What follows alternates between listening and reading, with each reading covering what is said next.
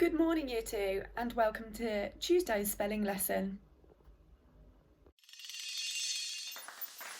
Let's have a look and see how we're getting on Spelling Shed. So, a big well done to 2L, who are second in the whole school. 2CH, you are next in Year 2. 2SH, you are next in Year 2 and 32nd place in the whole school. And 2W, we are last. Come on, 2W. I'm going to give everybody who's been on Spelling Shed so far 2 dojo points each. If you haven't, come on. Get on there this week. Okay, now to today's spelling lesson. Remember that our focus this week is contractions, shortening 2 words to 1 word and using that apostrophe to show the missing letters. Another read through your spellings for this week before we get started.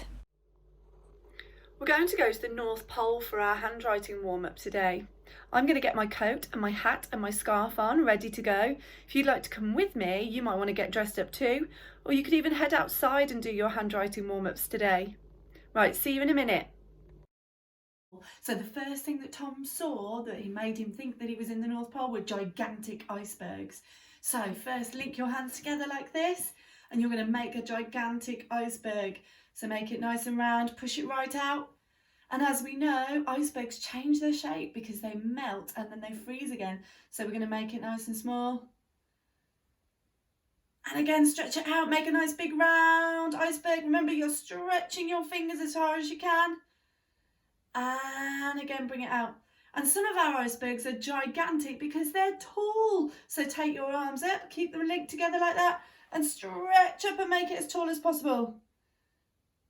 And then bring it back down. Nice small iceberg.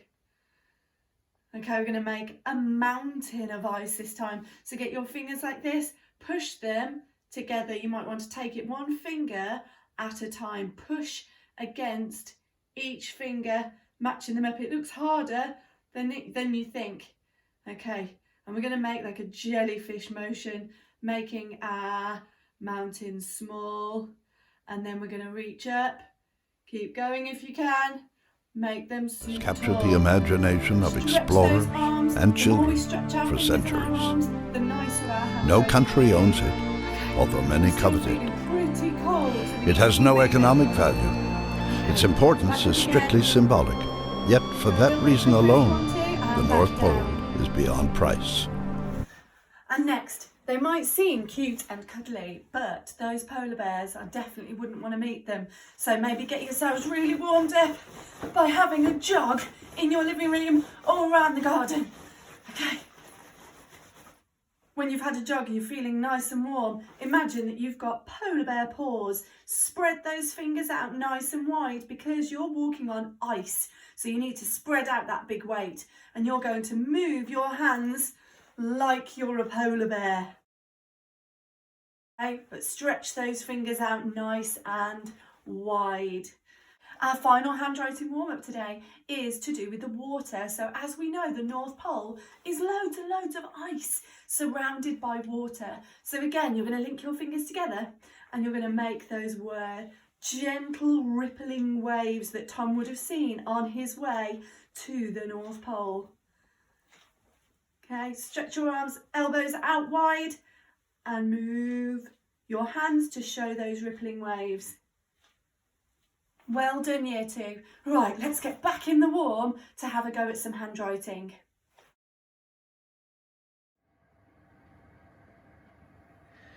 Right, now that we're back from the North Pole, you need a pencil and a piece of paper. If you've got your exercise book with lines in, that would be great. If you haven't had a chance to pick one up yet, then grab yourself any piece of paper, but if you can have lines on it, that would be great. Right, go and get those sorted. Make sure that your pencil's nice and sharp like mine and get ready. Okay, so make sure that just like we are in the classroom, you are sat like a writer. You might want to use this checklist. So feet flat on the floor, bottom at the back of your seat, back nice and straight, and sitting comfortably to the table. We start today with a word beginning with a caterpillar letter. So before we start, take a little look to remind yourself of the 4 letter formation family groups: caterpillar letters, ladder letters, one-armed robots, and finally zigzag monster letters.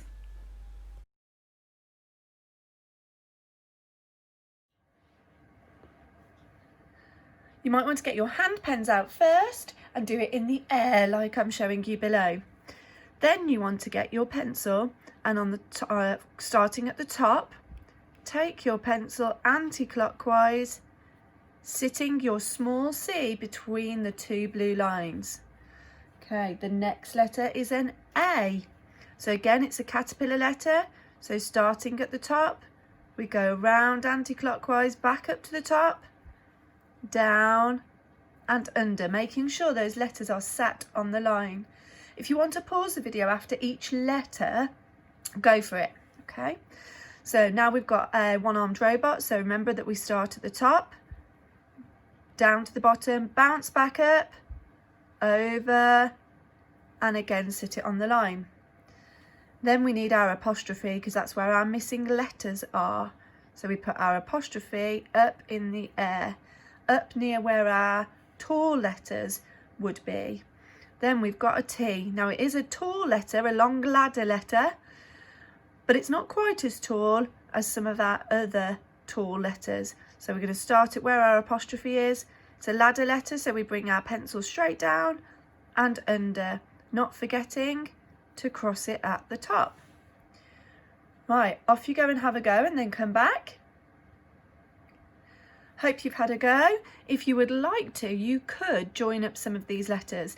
Now, I know most of us haven't done joining to A, so I'm going to leave those unjoined. But when I get to the bottom of my A, most of us have had a go at joining using that diagonal join. Remember that when you go to the top of the N, you have to come back down and then back up again to complete the N. If you'd like to have a go at joined up, pause the video now and have a go. On to our next word. So we're now going to try the word don't. So again, we start with a caterpillar letter. So we go around anti-clockwise for the D, up to the top this time because that's where our ascending letters stop at that red line at the top, and back down to the line. Stop and have a go yourself if you'd like to. Okay, and then our next letter, another caterpillar letter, anti-clockwise, making sure that it's nice and small. Next, another one-armed robot. So we've had a go at this one already. Down to the bottom, bounce back up, over, sat on the line. Then we need our apostrophe. And again, finishing with that T, that ladder letter, making sure that it's not quite as tall as our other ascending letters. And crossing the T. Okay, if you'd like to have a go at joining those letters, again, I'm going to do our caterpillar D, up to the top, back down and under. Then I'm going to do our O. This time I know that we've had a go at those horizontal joins, so we go across to the top of the N, down and over. We don't join to the T, we put our apostrophe and our ladder letter. So have a go if you'd like to use that horizontal join. Right, our next word is couldn't. So again, we're starting with a caterpillar letter, and we've got that spelling pattern that we remember with O, U, lucky duck. So caterpillar C. Remember that you can pause between each letter if you'd like to have a go at one letter at a time. O, another caterpillar letter. U, one of our ladder letters because it starts at the top, comes straight down. Then we're going to an ascending ladder letter, to an L. So instead of starting at the blue line, I'm starting at the red one, nice and tall, straight down and under. Then our caterpillar letter, one-armed robot, N. This is where we need our apostrophe and that ladder letter, the T. Not forgetting to cross it again. Couldn't. Okay, now if you'd like to have a go and have a go, or stick with me if you'd like to have a go at the joins. So again, we're not going to join the C, we're going to leave that on its own till we've had a proper look at those joins. O, we go around and then horizontal across to the top of the U. Now we could keep joining if you feel confident. So from the U, we go up to the top of the L. Okay, so I'm not going to join to the D. I'm going to leave that on its own, but I could go from the D to the N, underneath, up to the top of the N, up and over. Now we need our apostrophe. We're not going to join to the T because we've got the apostrophe in the way. Okay. The final word that we're going to write today is there. We had the words they are and made the contraction there. So this time we start with a ladder letter. So from the top, down and under, making sure they're all sat on the line. A nice tall H, one-armed robot, so it's down, bounce back up, and then sitting on the line. Then we've got E, caterpillar letter. Now, lots of us this week have been looking at those descending letters. Some of us not remembering that they go below the line. So the top part of our Y sits on the line, and then we go underneath for the bottom part. Now, this is where we need our apostrophe because we've taken out the A. Then we've got a one-armed robot R, and we finish with an E. Okay, off you go and have a go. Or if you'd like to have a go at the joining, we can go from T. We go diagonal up to the top of the H, down to the bottom, back up and over. Then we're going to cross our T and take our pencil off. Then for our E, we go round. We're not going to stop at the bottom. We're going to go up to the top of the Y, underneath, and then our descender coming underneath the line. Our apostrophe, and then we've got R, and our join from R to E is a little bit tricky, so we'll look at that another day and leave our R and E as well. Now that we've done some together, try a your turn, go away and practice some of your other spellings, thinking really carefully about how each letter is formed and which family it's from. Cut them up so you end up with lots of bits of paper with your spelling words on. Then get a grown-up or your partner to hide them in different places around your house or your garden.